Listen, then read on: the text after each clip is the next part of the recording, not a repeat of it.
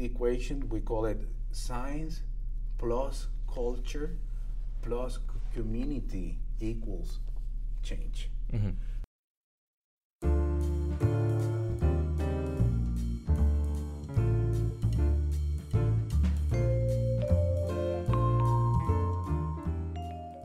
Hello and welcome to Insights from Abroad. This podcast is part of the Puerto Rico Research Hub in collaboration with the Middle East and South Asia Initiative and the College of Sciences at the University of Central Florida.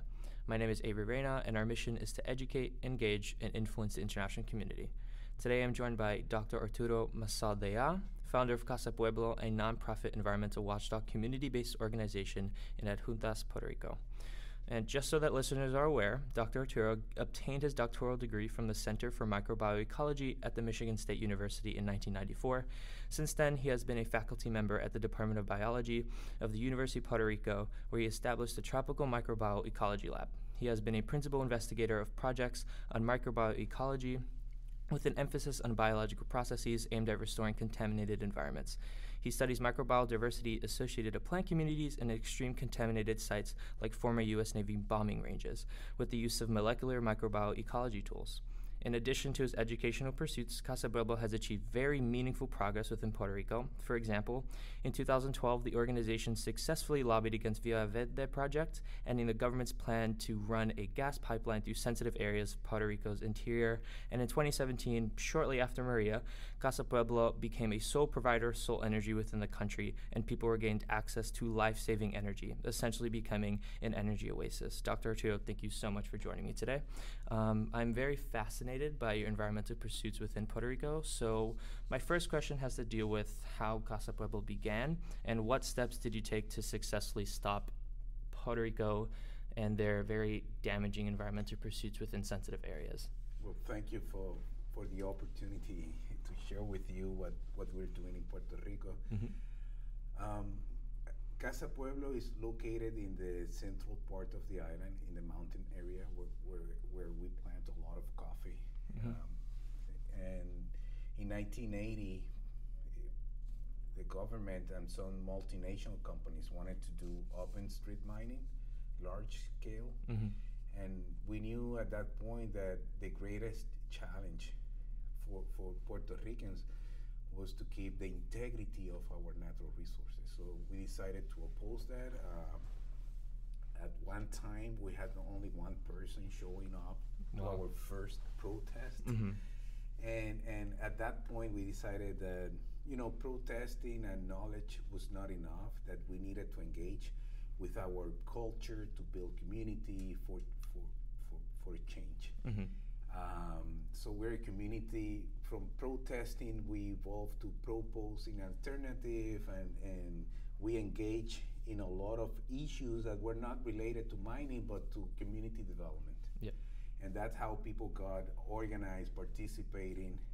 At some point, which is 15 years after that first event, Yeah. we were able to change our public policy in Puerto Rico toward open street mining. Mm-hmm. We proposed a forest. We engaged in managing that forest. We proposed new forest. We built a school inside a forest. Yeah. Now we have a radio station. We have a butterfly garden and a lot of initiative, education and conservation initiative for Adjuntas and Puerto Rico. Nice. Were you thinking about starting this organization when you were getting like your doctoral degree, or was this just something that was inspired by recent events within Puerto Rico? No, I was 12 years old when we Yeah. started, and my parents, Mhm.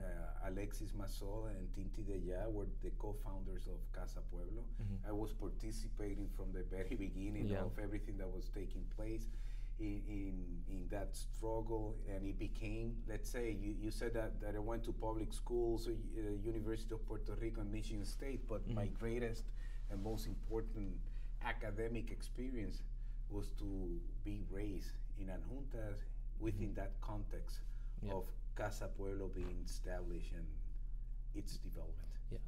I know Maria had a very big impact, and Casa Pueblo played a very good role in, making sure Puerto Rico is okay, because we kind of lacked, I guess, support from the U.S. government, and it really sucked because there were just so many things happening within Puerto Rico that they were in dire need of help, but you had to rely on like watchdog companies like your own and other NGOs to go into the region to help.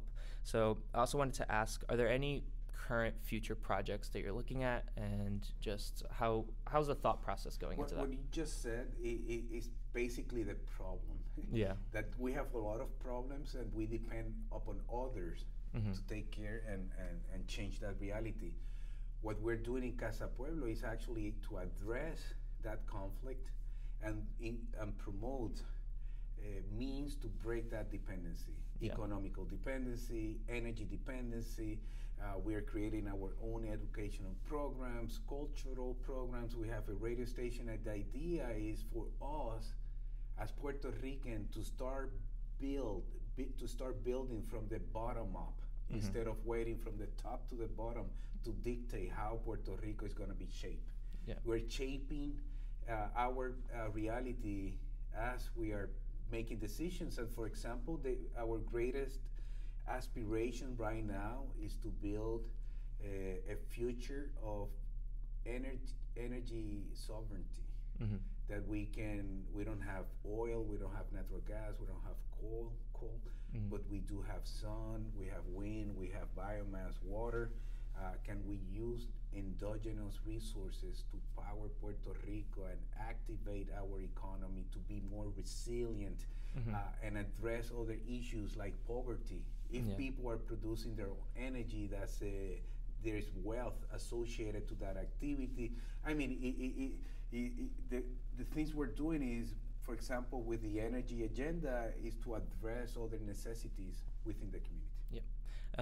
And like we said before, the relationship that Puerto Rico has with the United States is a very complicated one that is rooted in dependency. Well, no, it's not that complicated. It's a colonial territory of the U.S. Exactly. And that's very straightforward. I just didn't want to use those terms, but yeah, I do agree that we have to name. No, yeah, things. exactly. I mean, it's the U.S. Congress. They can impose a controlled fiscal board. They can impose different legislations. We don't have participation. We don't vote. We don't have representation.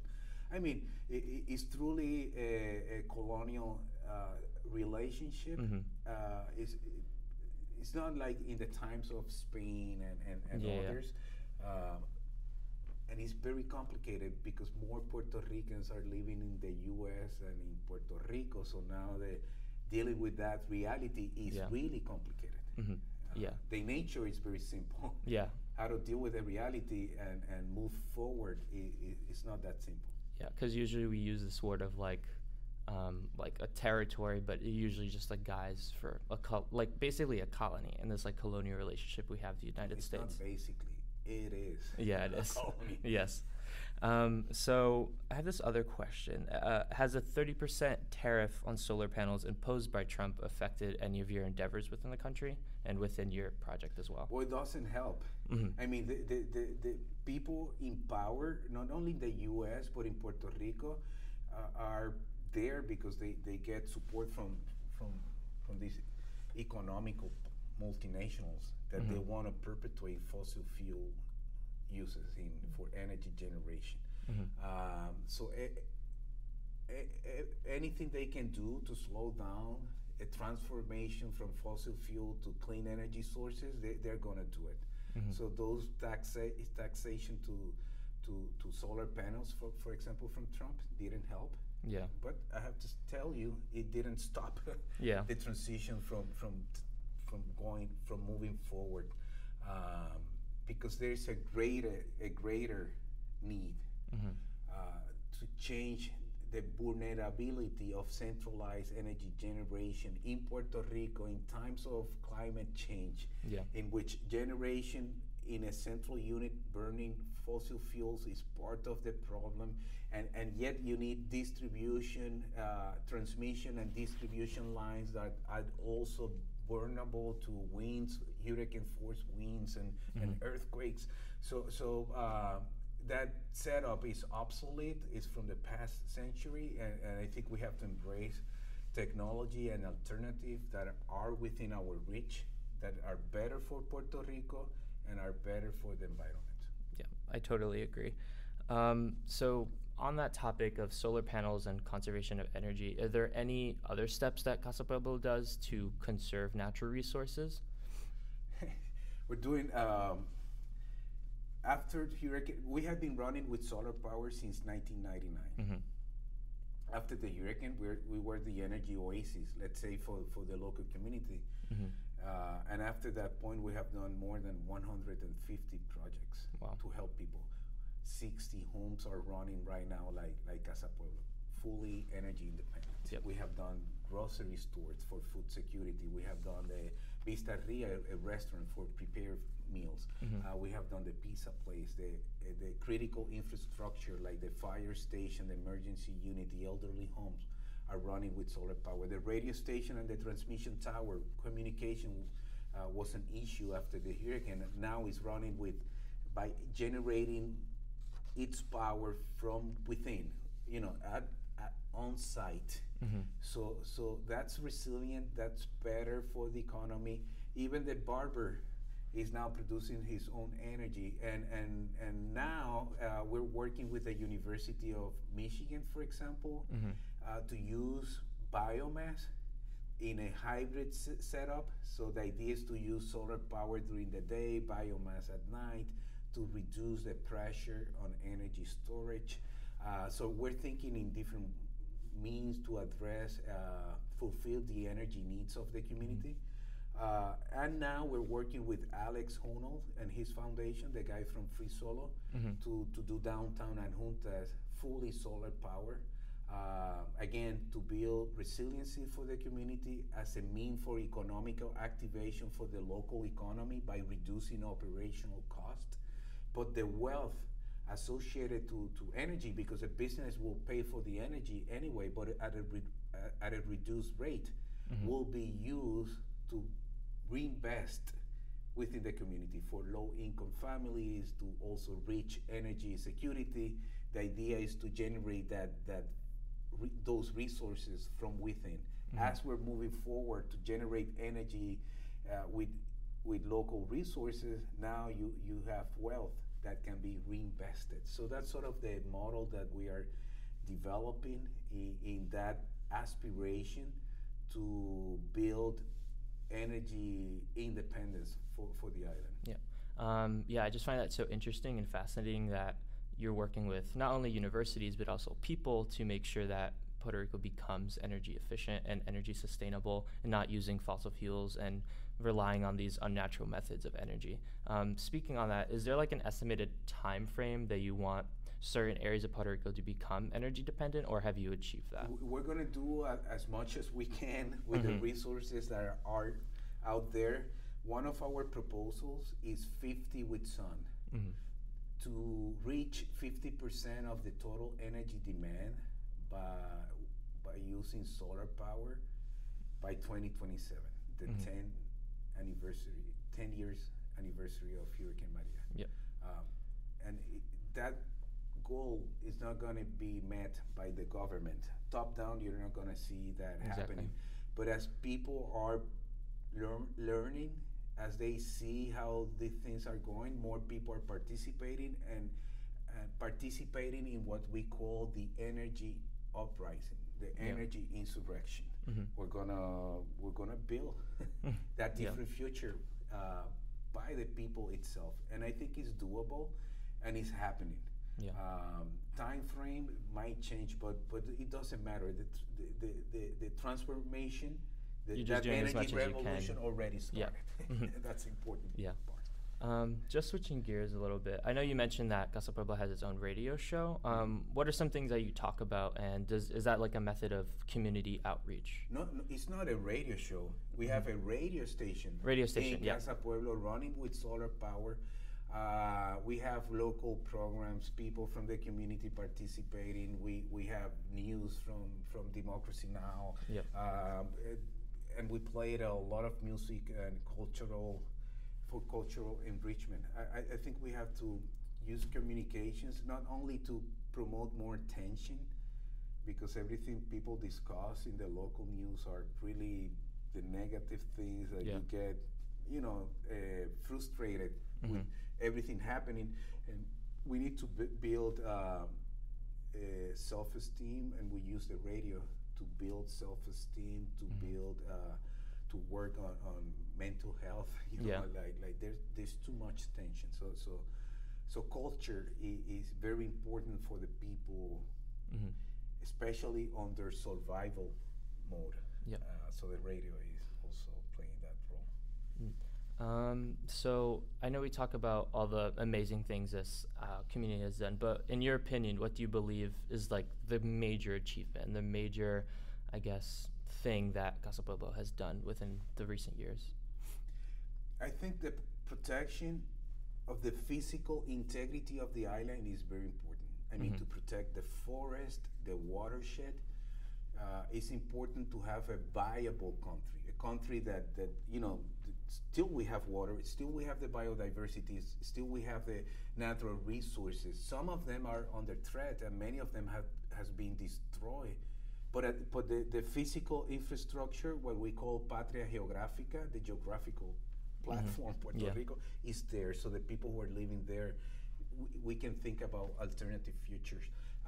What we have been doing with the educational campaigns and programs for the community, like the School of Music or the school inside a forest, is very important. And looking for energy self-sufficiency. I think it has been great for Casa Pueblo for the past 20 years.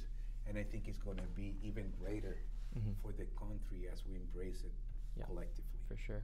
I just think, again, just all the things that you're doing are very admirable and very fascinating, that you're just not only looking at solar panels, but you're also looking at other means of energy, because it's very important to like diversify and make sure that you're not only relying on one thing as well. But energy, not just the solar panels, I mean, it's to address poverty. As people are producing energy, they're generating income for themselves. As we see energy as a means to address health issues, communication, entertainment. So it's energy for those purposes. It's not energy just for the sake of generating energy one way or another. Of course, we want to be more responsible, ecologically speaking, to reduce our ecological footprint. But it's actually what we're doing is addressing different needs of the community, and energy, let's say, is sort of like a baseline that we get together, and it's something that can be used to transform the local reality and address all of those social issues that are very tough. Speaking on that, how can energy be used to tackle those social issues like poverty and like health? Chandia, for example, she's now running her house with solar power. She feels happier because she knows that if something happens, her kids will have energy to run her medical equipment. She's saving like $60 a month. She's very poor, but she's saving money because energy costs in Puerto Rico are extremely high. So she's saving money, and now she can think about buying the medicines or buying food for her family. When we were confronted with the new reality of a sequence of earthquakes that are still impacting Puerto Rico, she was better prepared as well. So energy becomes like a source of, like a platform that is used to build resiliency. The solar power cannot be defined as resiliency. That doesn't define resiliency. But within that context, within that social context, now generating energy at the point of consumption using solar power becomes a mean to build resiliency within the community. Again, I guess it's a very big misconception that they think that energy, I would say the United States, that they think, energy is just used as just a source of energy and that's it. But we usually don't look at the other consequences it could have, especially within poverty, within health, and just like how it could be a good indicator of how a community is developing. So I think Casa Pueblo is making a lot of strides within that and just breaking that stigma and showing that, hey, solar energy is just not this baseline resiliency to get away from the United States. It's also, we could be independent and we could be developing our own methods and our own goals absent, let's say, outside influencers, I think is very admirable. Hawaii is a state of the U.S. and they're pushing for energy independence. Yeah, exactly. It's an island, it's isolated, cannot be linked like in a continental setting to different means of energy production. But energy is the capacity to do work. That's the definition. Think about the guy in the pizza place. He pays $1,500 a month for energy. Do you know how many pizza that guy has to prepare before he can enjoy a cent of his productive activity? This is outrageous. So as the guy from the pizza place, from the community, from Puerto Rico, as Puerto Rico can produce their own energy, we're going to be in a better situation to enjoy our productive activities. Right now, $3,000 million escapes from our economy every year just to pay for coal, oil, and natural gas. Unsustainable. It is an exploitation. That energy model represents a model of exploitation of a country, and I know it happens in many other places as well. Yeah, for sure. So speaking on just energy in general, what's your main method into making local communities a part of Casa Pueblo and like spreading energy across Puerto Rico? Like, what's the main way that you tackle that issue? Let me simplify that. We learned very early in Casa Pueblo that science, knowledge itself, is not enough to promote changes. So it's very important and it's central that you use good knowledge. And it could be traditional knowledge, could be scientific knowledge, but good knowledge for the community. So what we do, everything we do, we have our social equation. We call it science plus culture plus community equals change. So everything we do sort of embrace those three components. The community that you pretend to serve, that they have to participate and understand with good knowledge, and using our own culture to promote the transformation that we wish to see. Yep. Just speaking on solar panels specifically, what is like the estimated cost of, I would say, putting that on the island and implementing it within local communities, or is it like offset by cost by any chance? So like, what's the estimated cost of putting solar panels within Puerto Rico? It's relatively inexpensive. I think the cost issue, I mean, think about Maria Medina that needed to run her dialysis equipment. She has a really poor home, but power was important for her to be alive. So that solar panel, the value of the solar panel is not for the amount of energy that is producing. It's actually the value of saving a life. What is very expensive is running the country with fossil fuels. Between 2000 and 2009, Puerto Rico paid $22,000 million for fuel. That's really expensive to operate this centralized infrastructure that failed to Puerto Rico with the hurricane, that it failed with the earthquakes, that it fails on different occasions. It's very expensive to sustain that. Imagine having $22,000 million invested in clean energy sources. I mean, the math, I think, is very straightforward. For sure. So has Casa Pueblo aided in any, I would say, lobbying efforts to make sure, to tell the Puerto Rican government essentially that, hey, this unrenewable resources are just not working and you should invest in us or invest in other initiatives that help Puerto Rico become more sustainable? We don't work with politicians and we don't do lobbying. I don't know what definition you're thinking right now, but we do a lot of advocacy. And the politicians get so educated, and other communities as well. And we had a La Marcha del Sol just a few months ago to push for clean energy sources, to prevent the sun, taxation to the sun. And other communities are doing the same. It's not only Casa Pueblo. We were sort of like a minority in 1999. Yeah. But there's a lot of people with different backgrounds, with different needs, pushing for a common goal. And I think in an island highly divided by political belief, energy is something that is positioning the island in a situation that we can get together and agree on something that is better for everyone, regardless of religion or social status or political belief. I think this is something that is happening, and the pressure to the politicians and to public policy in Puerto Rico is already strong and is being felt. And yet what we see from the government is using now, because they know people want a clean energy future, and they're using that green watching.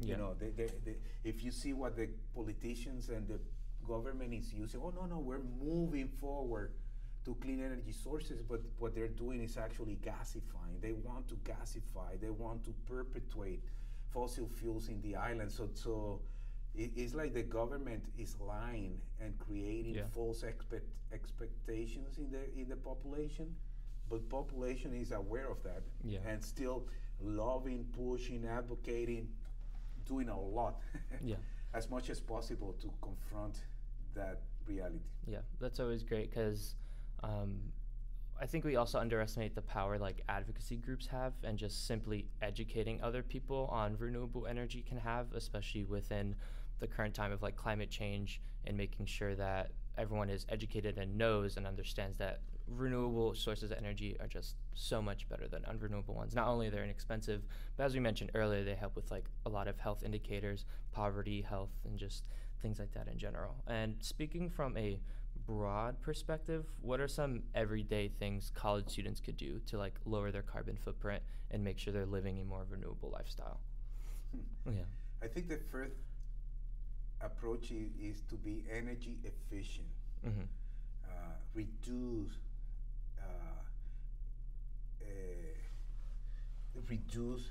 the waste of energy by, for example, energy to light up a space. There's a lot of technology to do the same thing, to illuminate a space, but in a more energy efficient way. And we can think about energy efficiency everywhere on a daily basis. So I think this is the first approach. The second is how we can produce our own energy with better technology. And one thing I think students should be doing from the advocacy point of view is to push their universities to de-invest in fossil fuel companies to sustain university education. That the students can get organized and to tell the university at that landscape, and then grow from that point to prevent more investments in fossil fuels and promote good investments in better technology, and request that university provides alternative energy sources to recharge your equipment, your cell phone. You can build energy oases or energy recharge stations in which students can use instead of the traditional centralized power units. But it's up to the students to think about things that can be done to get organized and push for those measurements. And speaking on the point of advocacy again, I think it's just it seems so obvious, right, that like renewable energy is so much better, and we've seen so many success stories, not only in Puerto Rico, but just also abroad, showing like how renewable energy and sustainable energy is just so much better than fossil fuels and relying on natural gas and these means of like fracking and all these things. So you would think that, I would say, like university officials would understand that, but I think now I better understand that students should not only use their own, I guess, education, but also just use talking to other people to advocate and make sure their university members use the millions of dollars they pour into, let's say, infrastructure, but also into renewable energy, because just comparatively, everyone would be happier, and we're just going to be moving towards a brighter future. And on that, do you think regular people, let's say, like my parents or my siblings, should advocate for renewable energy, or like how can they do that? Everyone. Yeah. The students, our parents, everyone should be pushing for an alternative energy future, because it's it's for the well-being of humanity. I'm very bad at telling people what they should do. Yeah. I tell people what we're doing, and we need more people supporting a transformation, and we need more people to take action. So what I will say to the students and to our parents and everyone is that we have to take action, that we have to do something, and it's up to each one find the best way to be part of saving the planet and saving humanity. For sure. So education is important to raise awareness, to reach a point in which you can think about these issues, and identify the best way to get involved, and not just a victim or passive receptors of things that are happening. No. We have to take action. Yeah. So is there anything that I would say every day people could do, especially university students, to help with the efforts in Casa Pueblo? Yeah, but we should, hopefully, from my visit to UCF, we're going to keep building a relationship with Casa Pueblo and the university. Hopefully, it's up to the students to learn more about the reality in Puerto Rico and what Casa Pueblo is doing within that context. But we want to host short courses. We have opportunities for service learning experiences, internships, research.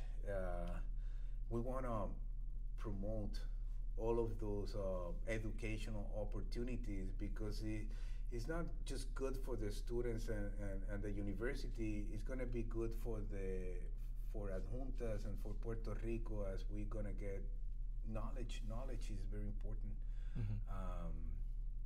But try to get connected to the Puerto Rico Research Hub.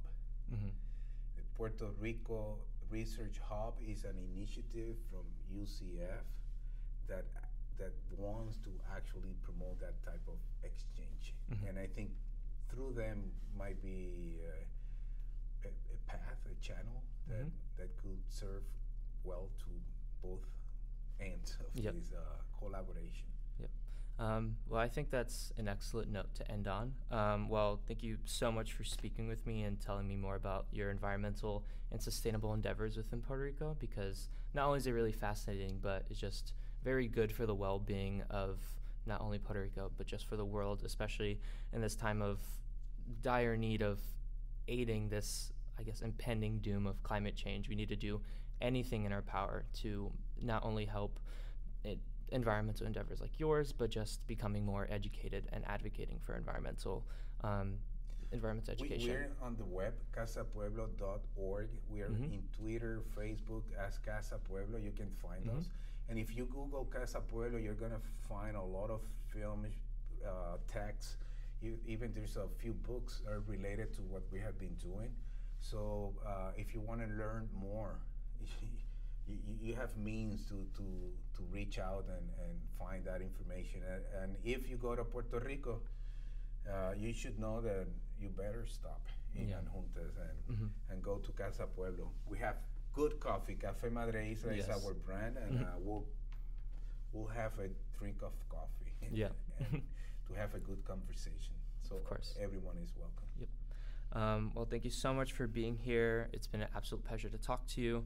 If you want to learn more about today's guest, our mission, or our program, you can visit us at the PMBF website or follow through on any of our social media pages. And as Dr. Arturo said, you could find Casa Pueblo online and do more research on the Puerto Rico Research Hub.